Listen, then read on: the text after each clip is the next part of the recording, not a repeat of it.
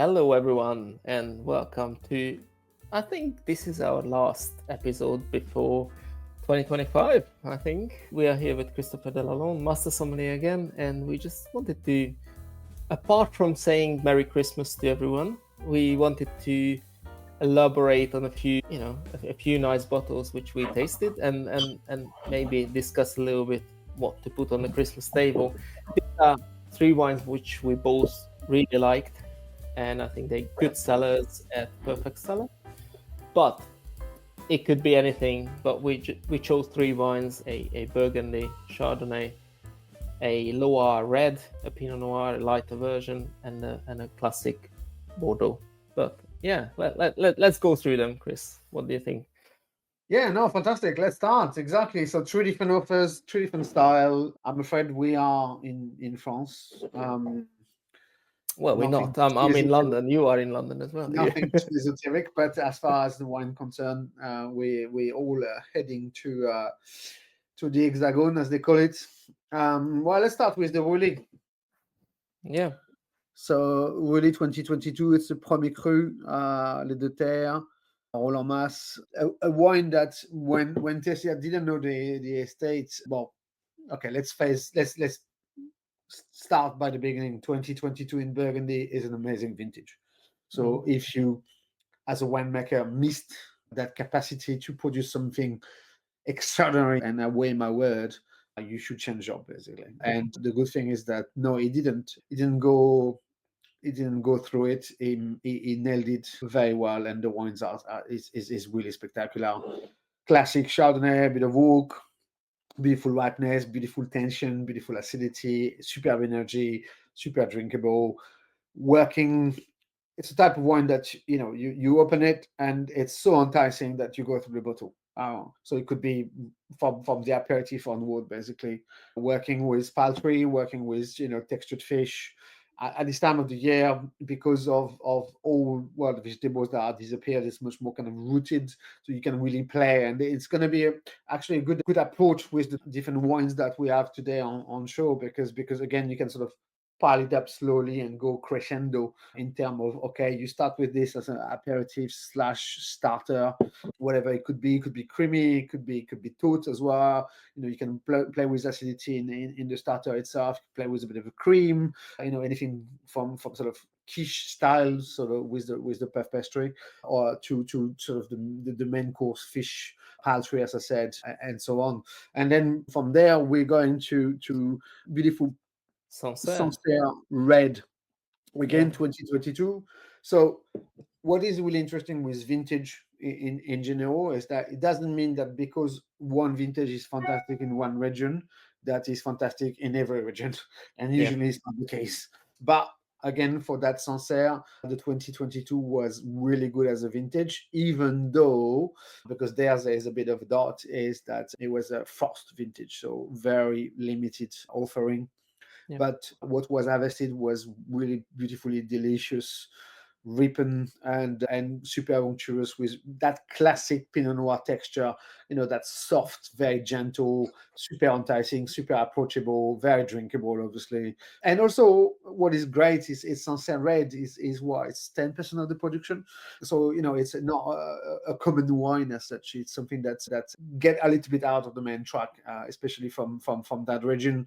And again, as a Pinot Noir, because the Loire in general is really dominated by Cabernet Franc, a bit of Cabernet Sauvignon, Pinot Donis, other grape variety. Pinot Noir is really located into Sancerre. Again, we talk about the Loire Valley, but Sancerre is very much more center of France as such.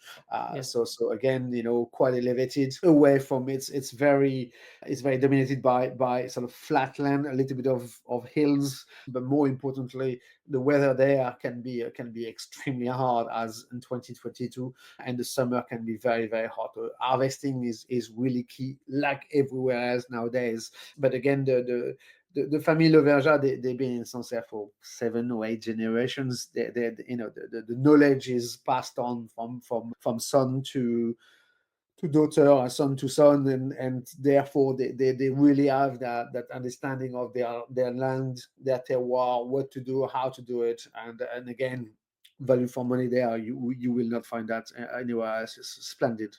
And then I was from gonna actually mention, Chris, on that note, that Pinot Noir is particularly interesting because, you know, at Christmas time everybody buys Burgundy, or at least whoever can afford Burgundy, they buy Burgundy as a Pinot Noir. But I think it's a great value for money, as you mentioned. It's just like yeah, and that's as a unbelievably comparison. delicious. You can have a comparison. You can have a great Burgundy wherever it comes from, whatever price you pay for, Yeah, because unfortunately Burgundy nowadays is off the roof. yeah, So value for money in Sancerre is extraordinary as such, as you exactly as you said. But also you can compare two different style and two different regions, even though it's the same grape variety. They really differs, even though yes, you will have the red berries, the fruit character, the lift of acidity, the freshness and the easiness, yeah, and no tannins whatsoever. But you will have also a very different approach in general, from structure, from power, and as we established price tags. But again, it's a sort of wine, if you are a red drinker as I am. Again, if you completely forget what I said about the Roulis, you can definitely start with that and yeah, go through. Poultry will work, but also pork, white meat in general. mm, Because again, the tenderness of the tannin structure, the beautiful acidity, it will work also with, in general, with proteins, beef, lamb. I wouldn't play with games because it might be just a bit too light, light. if I may Yeah, use that expression. But again, it's a good entry, whatever direction you want to go, and play with, and then that sort of introduce us to the last baby, the Chantelune. big boy. Yeah, Yeah, Chateau Chantelune Margaux Chantelune 20. 2014. Yeah, So a very small project from José Sanfin. So José Sanfin, I don't think really needs to be introduced anymore. He's the general manager of Chateau Cantac Brown in Margaux. So it's a third goes. He does what he has to do there, and then he found this little parcel Chantelune in Margaux. It's 1 hectare, so it's like a garden basically, where he yeah, basically just do what he does, what he believes basically. So it's completely yeah. organic, all made by hand, and it's basically his sort of Saturday Sunday sort of side project. But again, he produces wine that have depth, the very Margaux identification, that sort of very specific sort of feminine. I know it's not a word we can use nowadays, but it has that sort of very Gentle and aromatic. elegant. Yeah, it's Yeah, very aromatic, as Margaux can yeah, be. Beautiful composure. Again, here you play with Cabernet Sauvignon, Cabernet Franc, and a very large proportion of Merlot. 10 years of bottle age, albeit 14, a very difficult vintage in general. Frost, they've had hail, they have a lot of rain. It was a difficult vintage, but yeah. again, it's in very difficult situation that you really see great winemakers, and again, he pulled it off fantastically well. As I would sort of put forward the fact that those two first wines, they are lovely today, but they will be lovely in 5, 6 years from now with a Mm. different characteristic, obviously, of Yeah, evolution. The Chantelune 14 is something that I wouldn't sit on for much longer yeah. in the cellar. If you have some, Already it's time 10 to drink. years. Yeah, It's time to drink them. While 14 as I said, it's a very difficult vintage. So even though the wine stood up and definitely punched over its own weight, it's time to be enjoyed. It's no point to sit on that for much longer, because what you're gonna get is a shadow of what the wine has to offer, right now. So fun basically, and enjoy that, because it is beautiful. It is really a beautiful wine. Can't really see, but I'm gonna show you quickly. This is all the wines that I have with Perfect Cellar, and that's just a glimpse. That's basically 3 months work. yeah. uh so to pull those three was quite difficult, because some Some exposure. very good ones. Yeah, That was fantastic. Or from yeah. the Rioja, that was one of my highlights. The kit was absolutely out of this world, literally, from South Africa. The big boys, obviously, from Napa Valley in Papillon. the Yeah, US.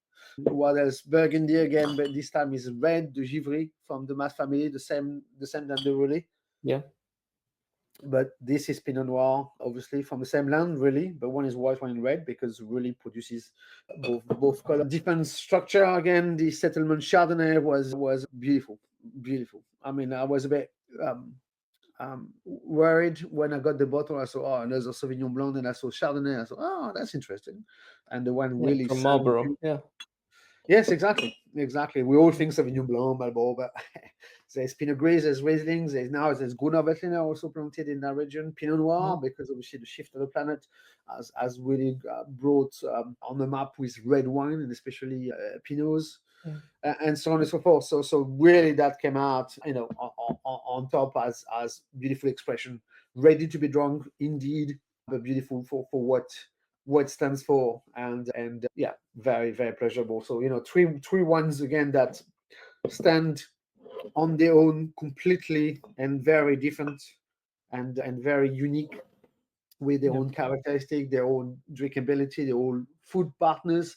Again, talking about Chantelune, this is not an aperitif wine. Let's face it. Yeah. This is definitely to go with proteins, to go with middle course or main course as such.